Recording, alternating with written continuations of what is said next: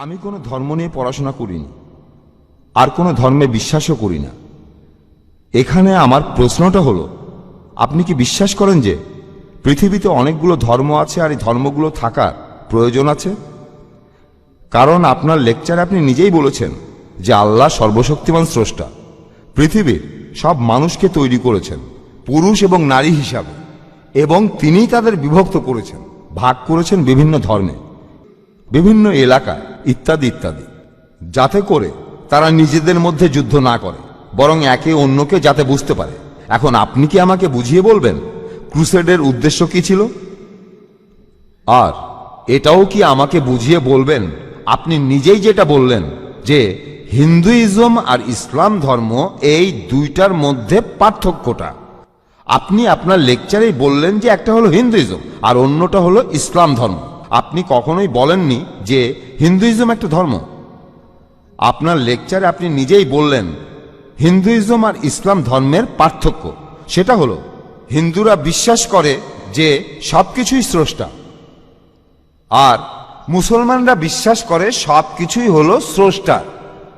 যদি সবকিছুই স্রষ্টার হয়ে থাকে তাহলে এত খুনোখুনি হচ্ছে কেন? হোক সেটা ইন্ডিয়ায় অথবা পৃথিবীর অন্য যে কোনো জায়গায়, এমনকি মুসলমান দেশগুলোতে এসব হচ্ছে। অনেক ধন্যবাদ ভাই, খুব সুন্দর প্রশ্ন করেছেন। আর আপনি বললেন যে আমি আমার লেকচারে বলেছি যে সর্বশক্তিমান ঈশ্বর সব মানুষকে বানিয়েছেন মাত্র একটি যুগল থেকে, পুরুষ এবং নারী, তারপর তিনি তাদেরকে বিভক্ত করেছেন বিভিন্ন ধর্মে। ভাই, আমি এই কথাটা কখনোই বলিনি যে সর্বশক্তিমান ঈশ্বর মানুষকে বিভক্ত করেছেন বিভিন্ন ধর্মে। রেকর্ড করে রাখতে পারেন, আমি কখনোই বলিনি যে বিভিন্ন ধর্মে, আমি বলেছি বিভিন্ন জাতি আর উপজাতিতে। অনেক জাতি, অনেক রং, বিভিন্ন ধর্মে না। আল্লাহ বলেছেন ধর্ম একটাই।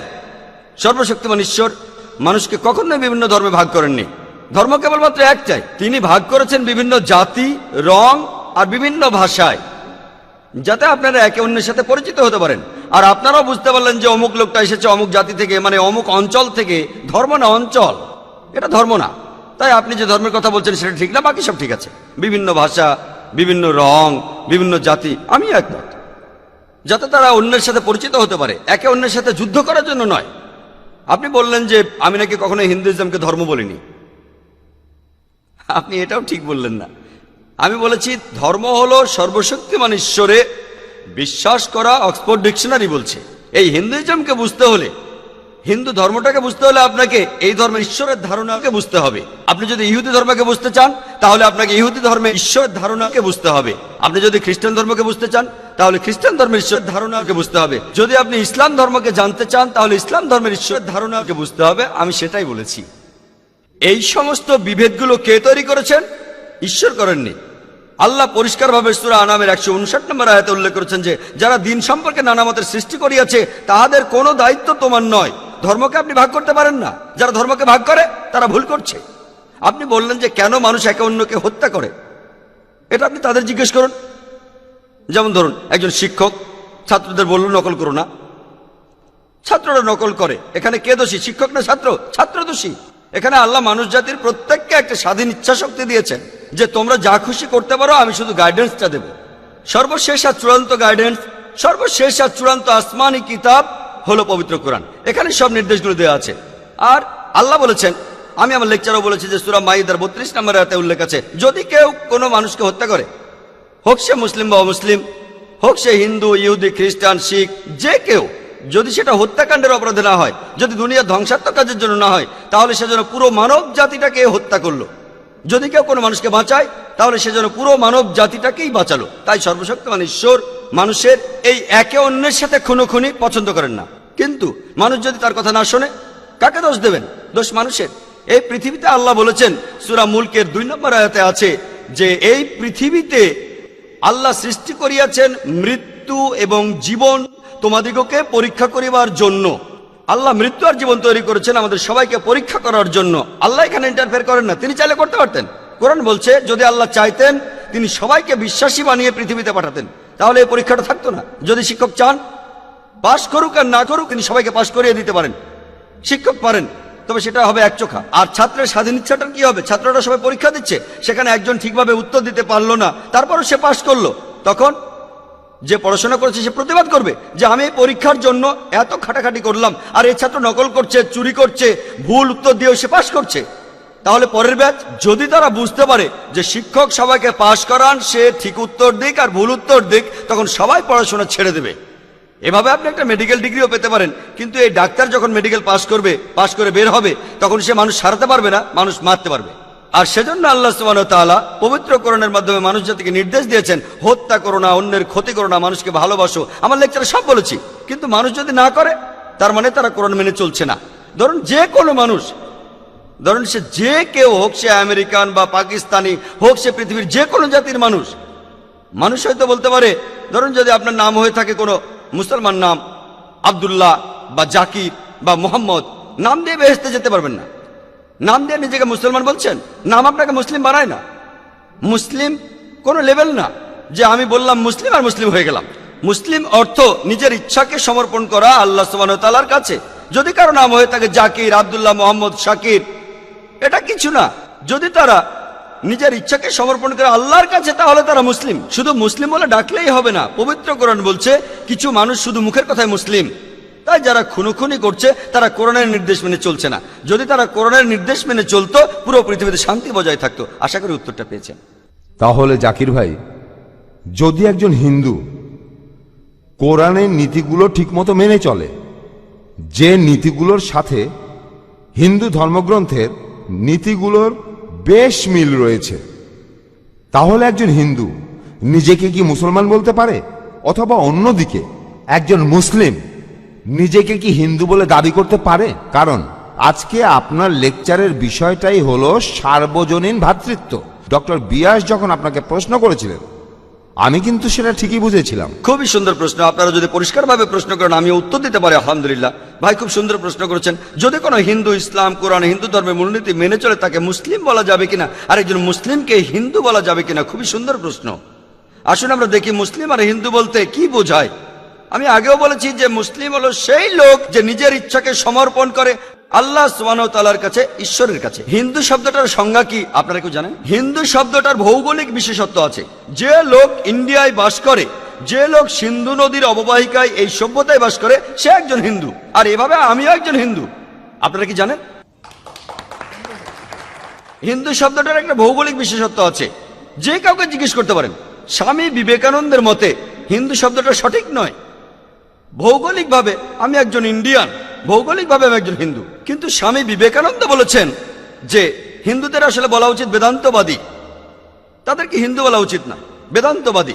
তাই যদি জিজ্ঞেস করেন ভৌগোলিকভাবে আমি হিন্দু কিনা, হ্যাঁ ভৌগোলিকভাবে আমি হিন্দু, আমি একজন হিন্দু। তবে যদি জিজ্ঞেস করেন আমি বেদান্তবাদী কিনা, বেদ মানি কিনা, আমি বলবো বেদের যে কথাগুলো পবিত্র কোরআনের কথার সাথে মিলে যায়, সেগুলো কথা মেনে চলার প্রতি আমার কোনো আপত্তি নেই। তাহলে জাকির ভাই, যদি একজন হিন্দু কোরআনের নীতিগুলো ঠিকমতো মেনে চলে, যে নীতিগুলোর সাথে হিন্দু ধর্মগ্রন্থের নীতিগুলোর বেশ মিল রয়েছে, তাহলে একজন হিন্দু নিজেকে কি মুসলমান বলতে পারে? অথবা অন্যদিকে একজন মুসলিম নিজেকে কি হিন্দু বলে দাবি করতে পারে? কারণ আজকে আপনার লেকচারের বিষয়টাই হলো সার্বজনীন ভ্রাতৃত্ব। ডক্টর বিয়াস যখন আপনাকে প্রশ্ন করেছিলেন, আমি কিন্তু সেটা ঠিকই বুঝেছিলাম। খুবই সুন্দর প্রশ্ন। আপনারা যদি পরিষ্কারভাবে প্রশ্ন করেন, আমি উত্তর দিতে পারি আলহামদুলিল্লাহ। ভাই খুব সুন্দর প্রশ্ন করেছেন। যদি কোনো হিন্দু ইসলাম, কোরআন, হিন্দু ধর্মের মূলনীতি মেনে চলে, তাকে মুসলিম বলা যাবে কিনা, আর একজন মুসলিমকে হিন্দু বলা যাবে কিনা, খুবই সুন্দর প্রশ্ন। আসুন আমরা দেখি মুসলিম আর হিন্দু বলতে কি বোঝায়। আমি আগেও বলেছি যে মুসলিম হলো সেই লোক যে নিজের ইচ্ছাকে সমর্পণ করে আল্লাহ সুবহানাহু ওয়া তাআলার কাছে, ঈশ্বরের কাছে। হিন্দু শব্দটার সংজ্ঞা কি আপনারা কেউ জানেন? হিন্দু শব্দটার ভৌগোলিক বিশেষত্ব আছে।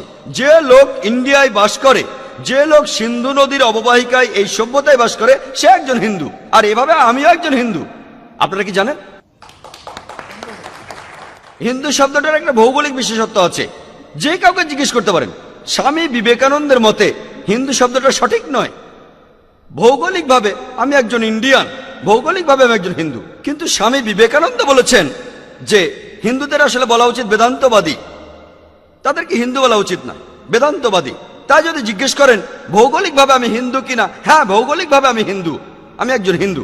তবে যদি জিজ্ঞেস করেন আমি বেদান্তবাদী কিনা, বেদ মানি কিনা, আমি বলবো বেদের যে কথাগুলো পবিত্র কোরআনের কথার সাথে মিলে যায় সেগুলো কথা মেনে চলার প্রতি আমার কোনো আপত্তি নেই। যেমন ধরুন, সৃষ্টিকর্তা মাত্র একজন, কিন্তু যদি বলেন আমি বিশ্বাস করি কিনা সৃষ্টিকর্তা ব্রাহ্মণদের মাথা থেকে সৃষ্টি করিয়েছেন, আর এমন গোত্র যেটা সবচেয়ে উপরের গোত্র, আর ক্ষত্রিয়দের তার বুক থেকে, আমি বেদ থেকে উদ্ধৃতি দিচ্ছি। যদি আপনি বেদ বিশ্বাস না করেন সেটা আপনার সমস্যা ভাই, তবে আমি বেদ থেকে উদ্ধৃতি দিচ্ছি। এখানে বেদের অনেক পণ্ডিত বসে আছেন, তাদের জিজ্ঞেস করে দেখতে পারেন। বেদ বলছে আমি না, বৈশ্যরা উরু থেকে এসেছে, আর আর শূদ্ররা এসেছে ঈশ্বরের পা থেকে।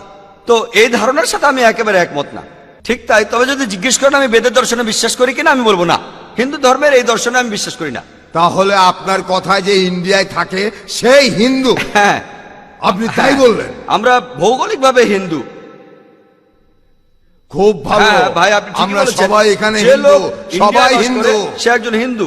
একইভাবে যে লোক আমেরিকায় বাস করে সে একজন আমেরিকান হবেই, সে একজন আমেরিকান। খুব ভালো, খুব ভালো, আলহামদুলিল্লাহ। খুব ভালো। তাই যে লোক ইন্ডিয়াতে থাকে, খুব ভালো। তাহলে আমরা এখানে যারা আছি সবাই হ্যাঁ। হিন্দু, আপনিও হিন্দু। ঠিক তাই, আমি আপনার সঙ্গে একমত। ভৌগোলিকভাবে ইন্ডিয়ায় যারা বসবাস করে তারা সবাই হিন্দু, আমি আপনাদের সঙ্গে একমত। ভৌগোলিক সংজ্ঞা অনুযায়ী যদি আপনি বলেন, যদি বলেন যে ইন্ডিয়ায় যারা বাস করে তারা হিন্দু, ঠিক কথা, সব পণ্ডিতই মানবেন ইন্ডিয়ায় যারা বাস করে তারা হিন্দু। ভৌগোলিকভাবে আমিও একজন হিন্দু, কিন্তু ইন্ডিয়ায় বসবাস করে আমি মুসলিম হতে পারি? হ্যাঁ, অবশ্যই। তাই একজন লোক মুসলিম হিন্দু দুটোই হতে পারে। হ্যাঁ, সেই মুসলিম যদি ইন্ডিয়ায় বসবাস করে সে একজন হিন্দু হতে পারে। তবে যদি একজন হিন্দু আমেরিকায় বসবাস করে সে আসলে হিন্দু নয়, আপনারা জানেন, সে একজন আমেরিকান। তাই হিন্দুইজমকে আপনি একটা সর্বজনীন ধর্ম বলতে পারেন না। পণ্ডিতরা তাই বলেন হিন্দু ধর্মটা শুধুমাত্র ইন্ডিয়াতেই সীমাবদ্ধ। এটা কোনো ধর্ম না, এটা একটা ভৌগোলিক বিশেষত্ব। স্বামী বিবেকানন্দের মতে, তিনি একজন বিখ্যাত পণ্ডিত, হিন্দুইজম শব্দটা হলো একটা মিসনোমার। মিসনোমার মানে জানেন? মিসনোমার মানে ভুল অর্থে শব্দ প্রয়োগ করা। এই শব্দটা আসলে হওয়া উচিত বেদান্তবাদী। তাই যদি আমাকে বলেন আমি একজন হিন্দু কিনা, আমি বলবো যদি হিন্দু বলতে ইন্ডিয়ায় বসবাসকারীকে বোঝান তাহলে অবশ্যই আমি একজন হিন্দু। কিন্তু যদি বলেন হিন্দু হলো সেই লোক যে পুজো করে, একটু আগে ভাই আপনি যেটা বললেন যে সে বিশ্বাস করে অনেক অনেক দেবতা যাদের আকার আছে আর দেবতার হাত আছে, মাথা আছে, সেক্ষেত্রে আমি হিন্দু না। কিন্তু যদি ভৌগোলিক বিশেষত্বের কথা বলেন, হ্যাঁ আমি একজন হিন্দু। একইভাবে একজন হিন্দু মুসলিম হতে পারে, হ্যাঁ একজন ইন্ডিয়ান মুসলিম হতে পারে, একজন হিন্দু মুসলিম হতে পারে। কিন্তু যদি সেই ইন্ডিয়ান মূর্তি পূজা করে সে মুসলিম হতে পারবে না। কারণ পবিত্র কোরআনে সূরা নিসার 48 নম্বর আয়াতে উল্লেখ আছে, এছাড়া সূরা নিসার 116 নম্বর আয়াতে উল্লেখ আছে যে আল্লাহ সুবহানাহু ওয়া তাআলা তার সহিত শরীক করাকে ক্ষমা করেন না, কাউকে শরীক করা হলে। এছাড়া অন্য সব ইচ্ছা করলে ক্ষমা করতে পারেন, তবে শিরকে তিনি ক্ষমা করেন না। তাই একজন ইন্ডিয়ান যে ইন্ডিয়ায় বাস করে ভৌগোলিকভাবে হিন্দু মুসলিম হতে পারে, কিন্তু যদি সেই ভৌগোলিক হিন্দু ইন্ডিয়ান আল্লাহর আদেশ না মানেন, অর্থাৎ এক ঈশ্বরে বিশ্বাস না করা, নবী সাল্লাল্লাহু আলাইহি সাল্লামকে বিশ্বাস না করা, তাহলে সে মুসলিম হতে পারবে না। যে মুসলমান কোরআনের নির্দেশ মেনে চলে আর ইন্ডিয়ায় বাস করে সে একজন ইন্ডিয়ান মুসলিম। আশা করি পরিষ্কার হয়েছে।